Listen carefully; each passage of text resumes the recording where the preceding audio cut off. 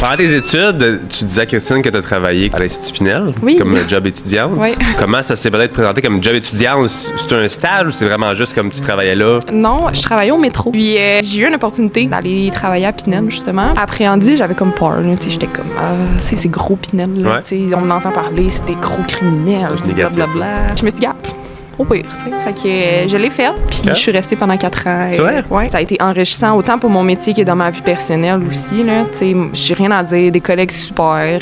C'est sûr que c'est un environnement qui est peu commun, puis tu sais, on voit des choses aussi à Pinel. Tu sais, pour être admis à Pinel, faut que tu sois non criminellement responsable d'un acte criminel que tu as commis par cause de troubles mentaux. Puis, il faut que tu sois un danger pour toi-même puis pour autrui. Fait que, tu sais, faut que tu aies quand même une cote de dangerosité comme élevée pour ne pas être dans un hôpital psychiatrique public normal. Moi, je suis rentrée là à 18 ans, Pinel, là, puis il y avait des jeunes de 18 ans parce que oui, il y a une unité d'adolescents. C'est vraiment enrichissant parce que tu te considères chanceux. Ton enfance s'est quand même bien passée, que tu as eu une belle adolescence, que tu as eu des parents, tu as eu un entourage qui t'a aimé puis qui t'a aidé. Tu sais, ces gens-là, souvent, c'est malheureux, mais ça n'a pas été leur cas. Là. Fait que ça m'a amené comme des techniques pour approcher ces gens-là parce que, veux pas, c'est des gens qui sont quand même des fois difficiles d'approche. Là. Fait que ça m'a donné une base vraiment en psychiatrie.